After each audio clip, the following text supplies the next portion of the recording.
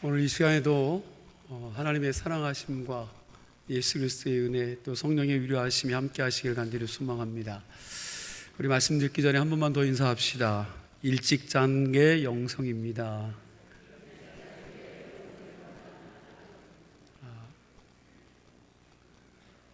여러분 찔리라고 말씀드린 겁니다.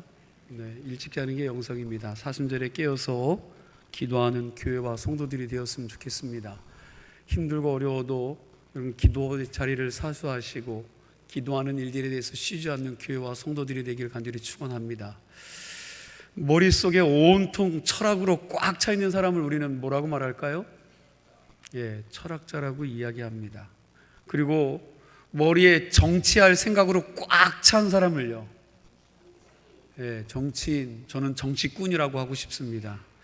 여러분 술 생각으로 꽉 차 있는 사람을 우리는 술꾼이라고 말하죠. 머리에 도박할 생각으로 꽉 차 있는 사람을 우리는 노름꾼, 도박꾼이라고 말을 합니다. 그런데 여러분, 우리 크리스찬들은 어떤 사람입니까? 그리고 예수 믿는 여러분과 저는 어떤 사람이요? 생각과 마음속에 뭘로 꽉 차 있어요? 예수로 꽉 차 있는 사람들입니다.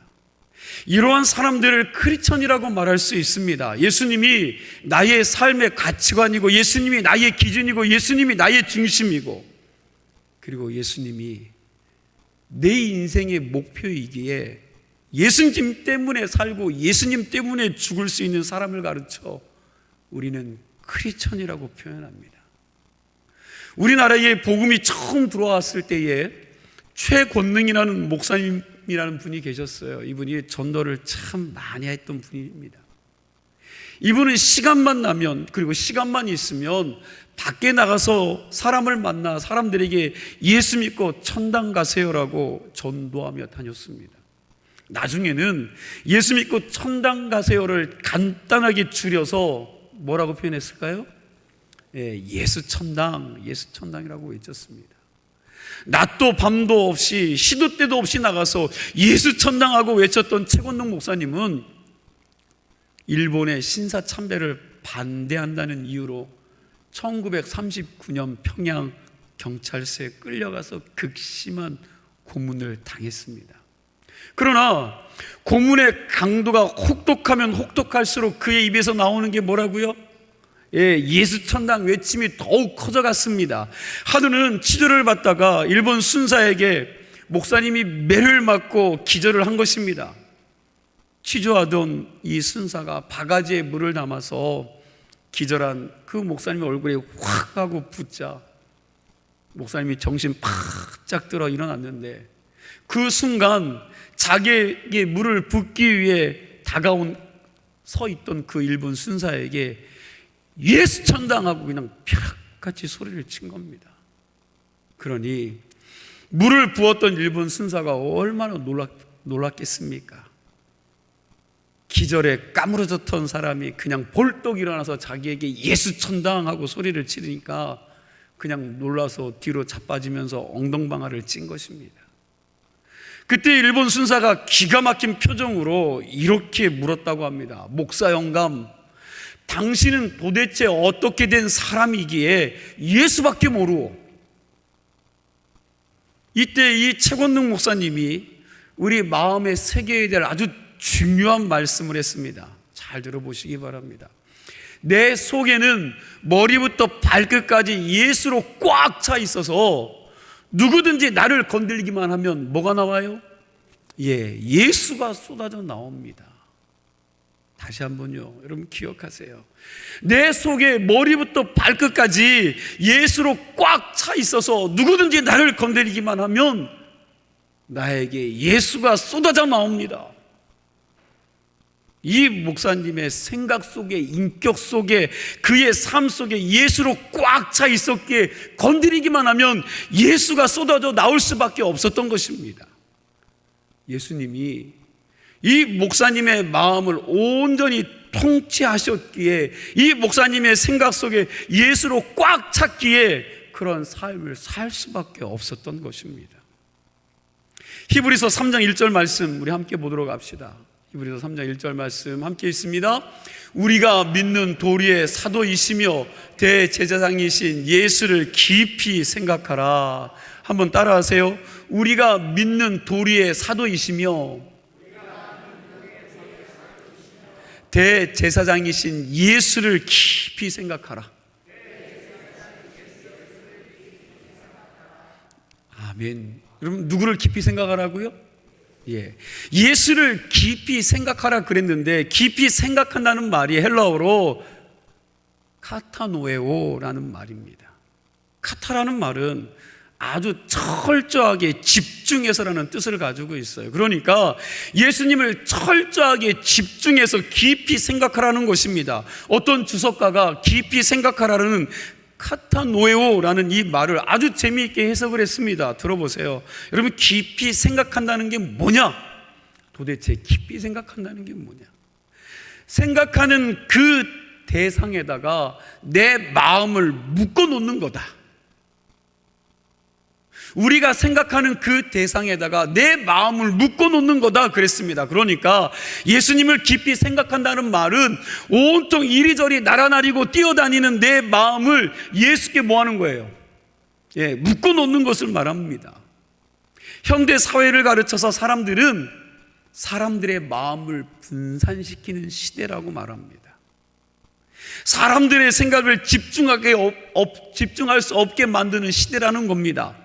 마치 고삐 풀린 망아지가 여기저기 뛰어다니는 것처럼 우리의 생각을 어느 한 곳에 집중하려고 해도 집중할 수 없는, 그리고 집중할 수 없게 만드는 시대다라고 이야기하죠.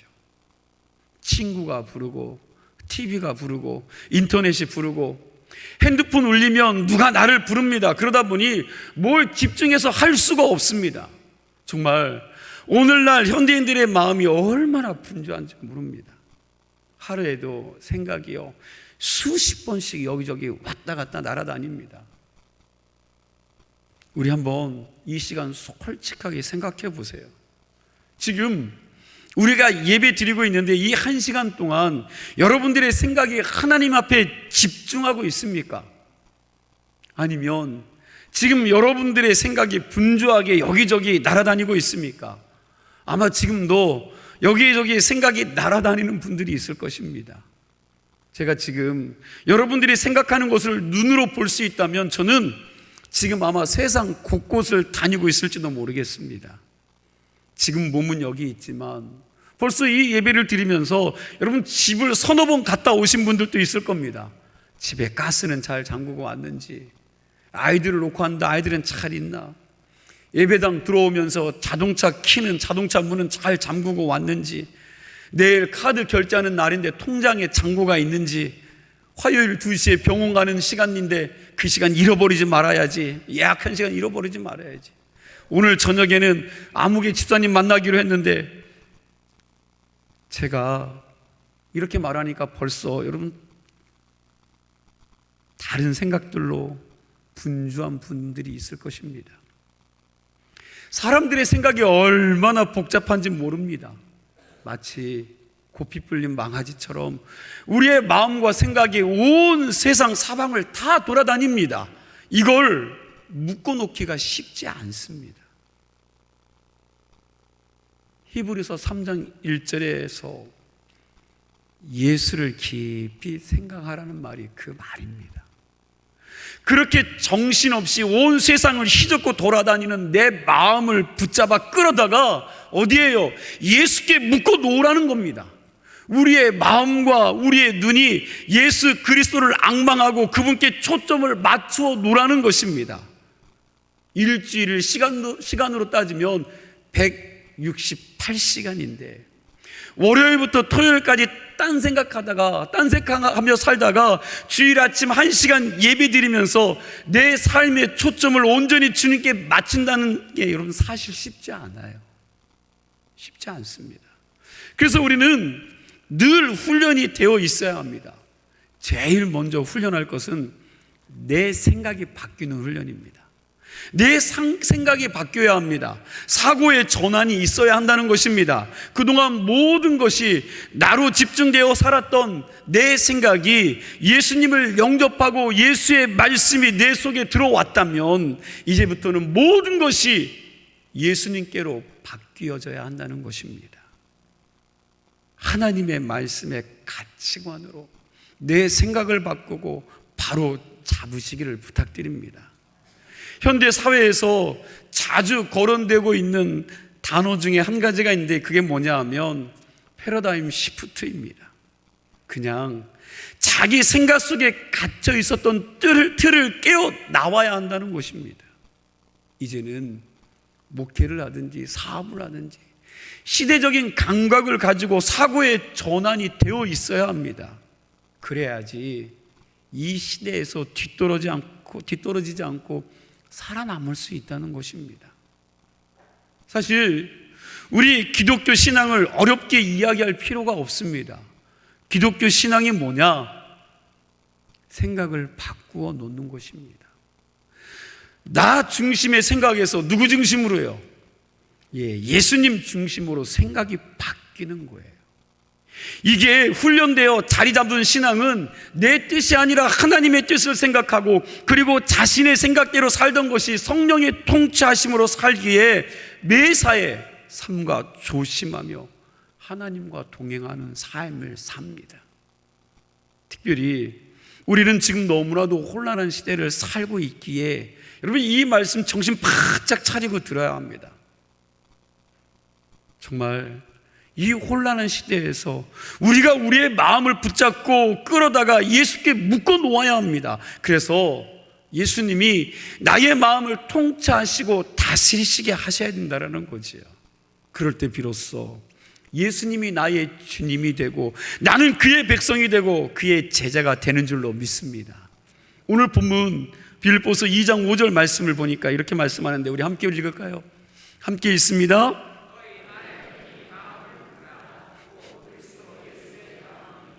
아멘. 곧 그리스도 예수의 마음이니 그랬습니다. 예수를 믿는 사람들을 한마디로 말하면 예수님의 마음을 품고 사는 사람들입니다. 예수님의 마음으로 세상을 생각하고 예수님의 마음으로 세상을 보고 예수님의 마음으로 주어진 인생들을 살아가려고 애쓰는 사람들이 예수 믿는 사람들입니다.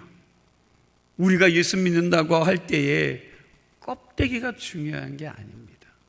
그냥 성경책 끼고 다니고 주일 성수하고 자동차 뒤에 여러분 물고기 마크 붙이고 십자가 목걸이 걸고 그리고 집에다가 항상 기뻐하라 내가 너에게 반드시 복을 주리라 이런 성구 크게 붙여놓고 산다고 여러분 그것이 크리스천이 되는 것이 아니라는 겁니다.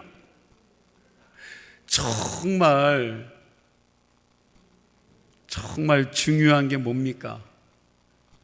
그런 것들보다 지금 내 마음이 어디 있느냐가 중요한 거예요. 내 마음이 어디 있느냐. 예수 그리스도의 마음이 지금 내 마음에 있는가가 중요하다는 것입니다. 신앙생활은 겉모습이 아니요 껍데기가 중요한 게 아닙니다. 형식이나 제도 그럴듯한 폼이 아닙니다. 종교적인 냄새를 피우는 것이 크리스찬의 삶이 아니라는 겁니다. 정말 중요한 것은 내가 예수님의 마음으로 사느냐 그렇지 못하느냐는 것입니다. 율법 전설을 줄줄이 몽땅 외운다고 해서 좋은 재판장이 되는 게 아닙니다. 정말 중요한 것은 법의 정신과 법의 마음과 법의 혼을 이해하고 그 법의 마음으로 재판하는 사람이 좋은 재판관이요 법에 대한 무한한 지식을 가졌다고 해서 다 좋은 재판관이 되는 것이 아닙니다. 우리가 신앙생활을 잘하는 것도 마찬가지입니다. 어떤 사람이 성경을 수십 번 수백 번 읽고 성경 구절을 많이 외운다고 해서 그 사람이 신앙생활 잘하는 사람이라는 것이 사람이 아니라는 거예요. 예수님 당시에 지도층이었던 바리새인들이나 서기관들이요 하나님이 주신 율법을 누구보다도 잘 알고 있었습니다.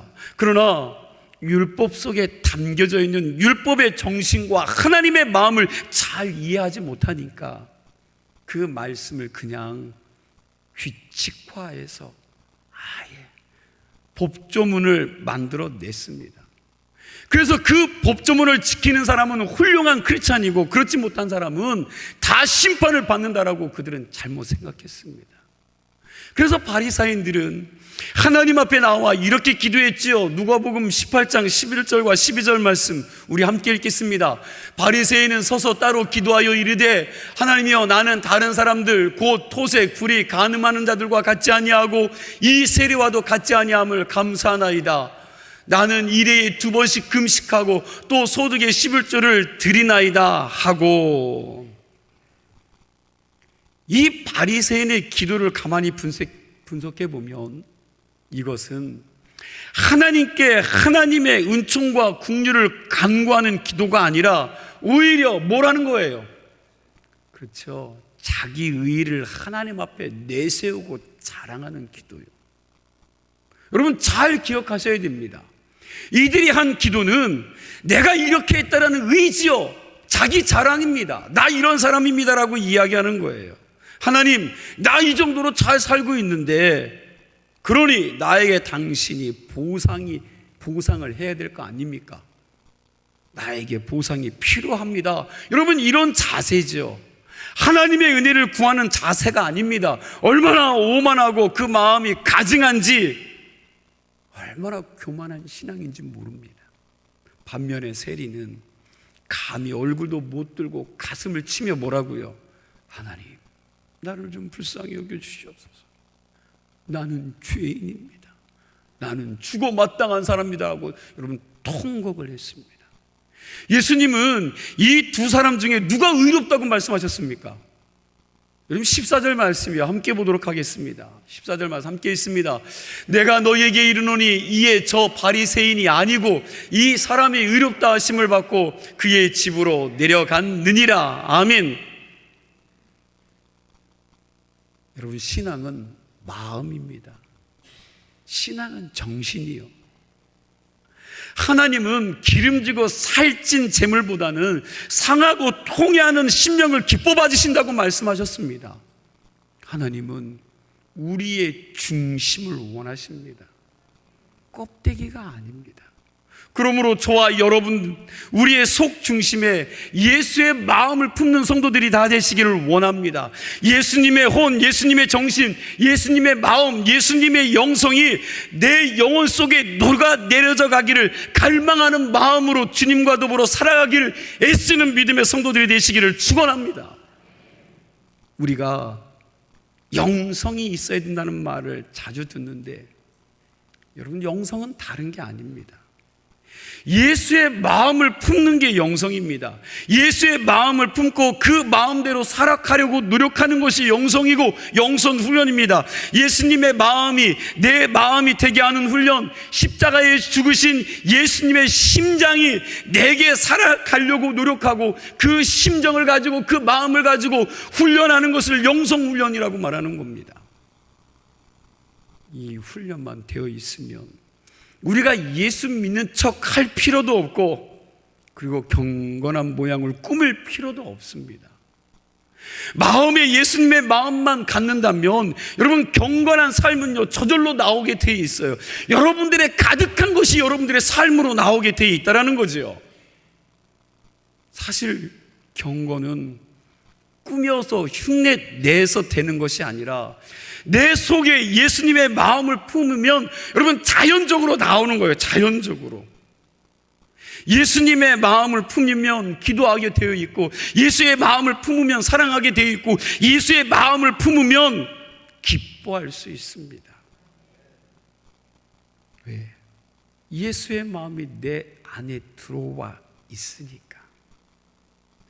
그 마음을 품는 사람이 누구를 미워할 수 있겠습니까? 자기의 마음을 품고 살아가니까 미운 놈이 많고 분하고 억울한 일이 많고 상처받는 일들이 많은 거예요. 우리가 성경에 나오는 믿음의 영웅들과 기독교 역사 2000년 속에 등장하는 위대한 신앙의 선배들의 얘기를 듣다 보면 그 사람들은 우리하고 차원이 다른 사람이라고 생각하기가 쉽습니다. 저 사람들은 별종이다, 특별한 사람이다, 우리하고 차원이 다른 사람들이야. 여러분 그러지요. 아브라함, 야곱, 모세, 다윗, 사도 바울, 스데반 집사 그러면 우리하고는 수준이 좀 다르다는 느낌을 듣기가 쉽습니다. 그러나 성경 어디를 보아도 이 사람들이 우리하고 차원이 다른 특별한 사람이라고 기록되어 있는 곳이 없습니다.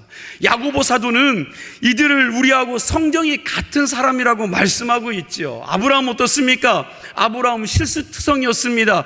자기가 살기 위해서 자기 부인을 동생이라고 팔아먹었죠. 그것도 한 번도 아니고 두 번씩이나 그랬습니다. 하나님의 약속을 받고서도 여러분 잔머리를 썼던 사람이 아브라함입니다. 우직한 믿음을 가지고 기다려야 했는데 자기 생각 가지고 여러분 이스마엘이 태어나게 되자 아브라함이 그 이스마엘 때문에 엄청난 어려움을 겪었습니다. 모세요? 모세도 아주 성질이 급한 사람, 불같은 사람입니다. 자기 의로 인해서 사람을 죽인 사람이죠. 다윗이요? 여러분 간음하고 사람을 죽이기까지 했던 사람입니다. 사도 바울 역시 마찬가지입니다. 전도 여행하다가 자기 스타일이 아닌 그 사람 데리고 가지 않겠다고 버려두고 갔습니다. 이들은 우리하고 성전이 다 똑같은 사람이었는데 어떻게 이들이 그렇게 거룩하고 경건하게 살 수 있었습니까? 그 이유는 한 가지입니다. 예수님의 영, 하나님의 마음을 품고 살아가게 될 때에 내 안에 계신 예수님, 하나님의 영이 성령께서 내 자신의 육체의 욕망을 이기게 하시고 승리하게 하셨다는 것입니다. 아멘이십니까? 그러니 예수의 마음을 품는 게 중요합니다. 다른 사람 기도 잘하는 것 흉내낼 필요도 없고요. 그리고 다른 사람처럼 예수 잘 믿는 폼 잡을 필요도 없습니다. 오직 예수님의 마음을 내 가슴에 품고 살면 그 마음에서 저절로 사랑이 나오고 저절로 기도가 나오고 찬송이 나오고 기쁨이 나오게 되어 있다는 것입니다. 그렇게 되면 신앙생활이 자연스럽게 되는 것입니다. 이번 사순절 기간 동안 이 예수님의 마음이 여러분들의 마음이 되기를 축원합니다. 정말 은혜를 갈망하는 마음으로 주 앞에 나와 엎드려서 주여 내 마음에 들어오시옵소서. 당신의 영을 부어주시옵소서. 그 영의 감격과 능력으로 내가 기쁨 가운데 살아갈 수 있도록 은혜를 부어주십시오 하고 기도하는 여러분들이 다 되시기를 축원합니다. 자, 그렇다면 예수의 마음은 어떤 마음입니까? 오늘 본문을 보니까 예수의 마음은요 간단합니다. 복잡하지 않아요. 예수의 마음은 자기 권리를 포기하는 마음인 줄로 믿으시기 바랍니다. 한번 따라하세요. 자기 권리를 포기하는 마음이 예수님의 마음이다. 오늘 여러분 본문을 보면 반복돼서 나오는 단어가 있습니다. 주로 이런 것들입니다. 동등됨을 취할 것으로 여기지 아니하셨다. 자기를 비워 버리셨다. 종의 형체를 가지셨다. 사람의 모양으로 나타나셨다. 자기를 낮추셨다. 죽기까지 복종하셨다. 이런 용어들을 썼는데 이런 용어들이 바로 예수 그리스도께서 당신의 권리를 포기한 용어들입니다. 우리 6절 말씀을 같이 읽도록 하겠습니다. 6절 말씀 함께 있습니다. 그는 근본 하나님의 본체시나 하나님과 동등됨을 취할 것으로 여기지 아니하시고. 자, 그는 근본 뭐라고요? 네, 하나님의 본체시라 그랬는데 여러분 예수 그리스도는 본래 하나님이셨습니다. 본질 자체가 하나님이시라는 겁니다. 그분은 창조주 하나님이십니다. 그런데 하나님 자체이신 예수 그리스도께서 하나님의 자리를 뭐 한 거예요? 포기하신 겁니다.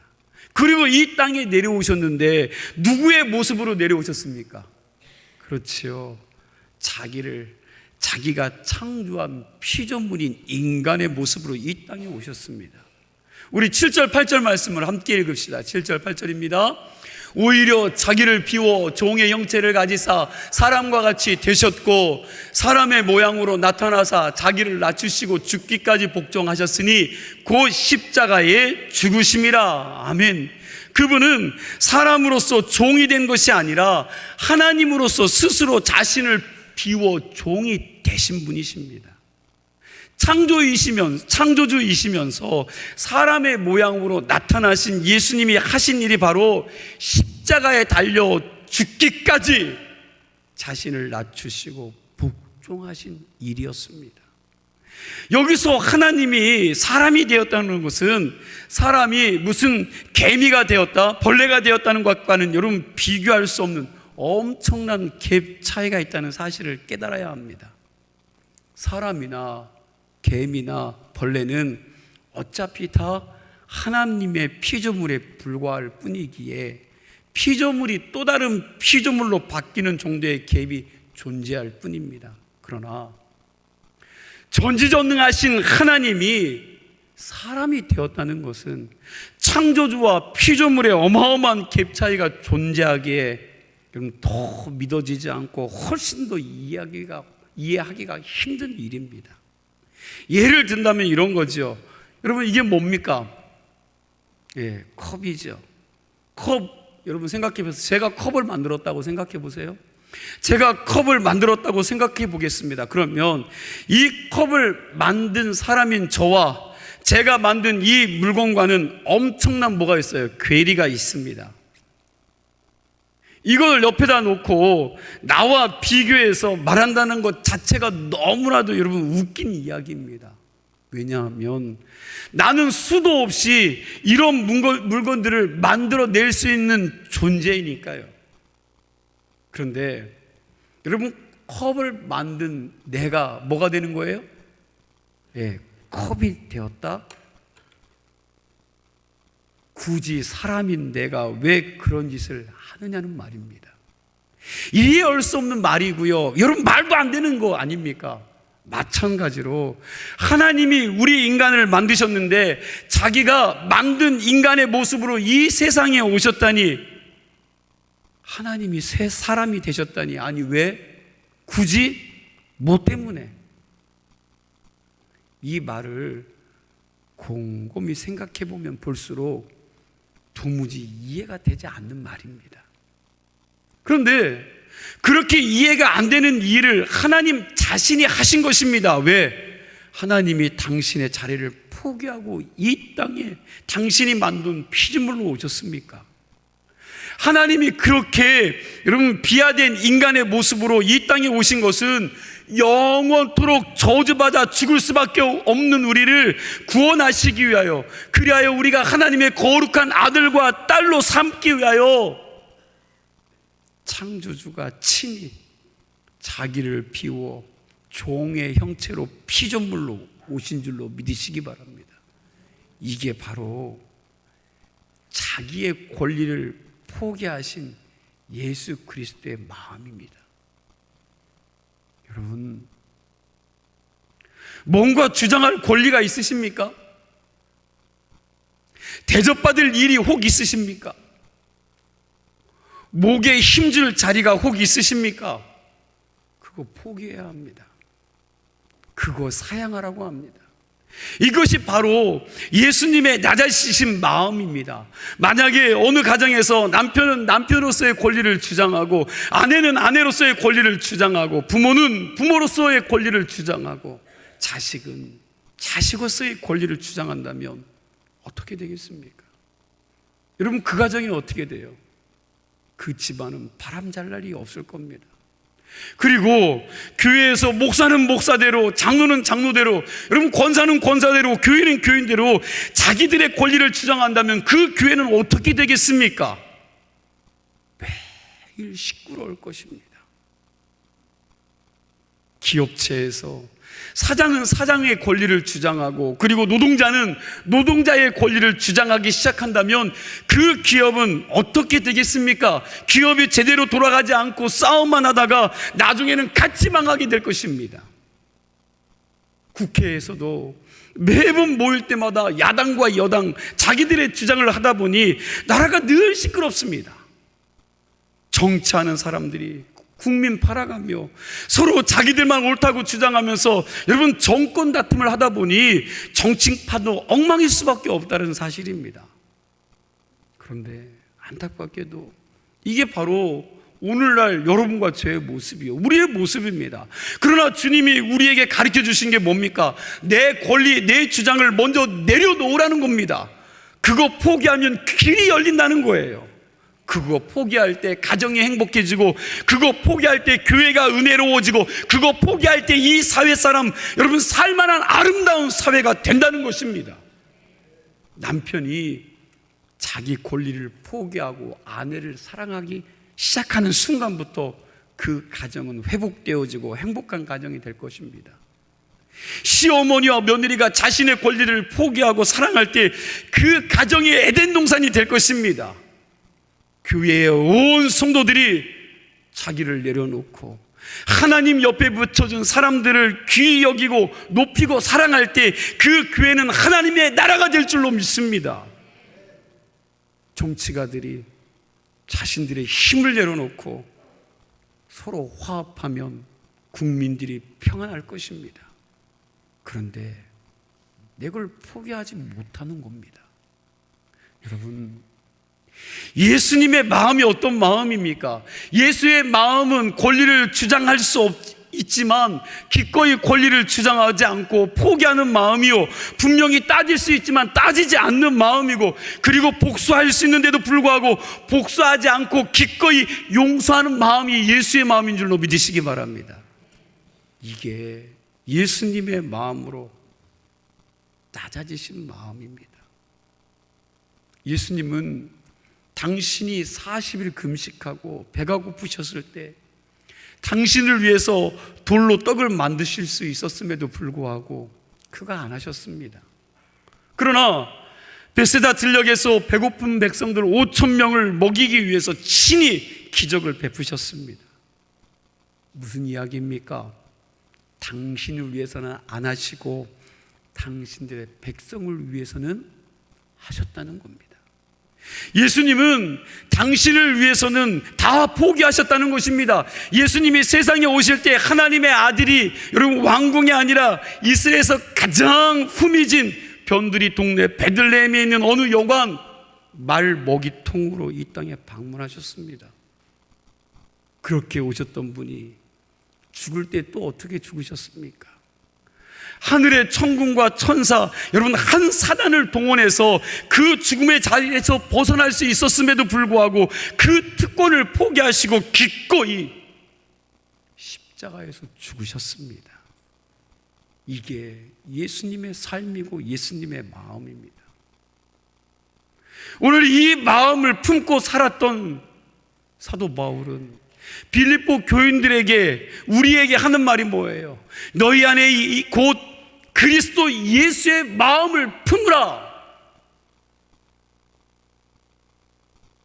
오늘 여러분들에게 말하는 거지요. 너희 안에 곧 그리스도 예수의 마음을 품으라고 한 것입니다. 사순절 셋째 주일을 보내고 있는데 이 기간 동안 우리 마음속에 이 예수님의 마음을 품고 또 품기를 애쓰고 훈련하시기를 간절히 부탁드립니다. 그렇게 내가 나를 스스로 낮춤으로 오히려 하나님이 나를 높여주시는 은혜와 축복을 경험할 수 있는 사순절이 되시기를 축원합니다. 기도하겠습니다.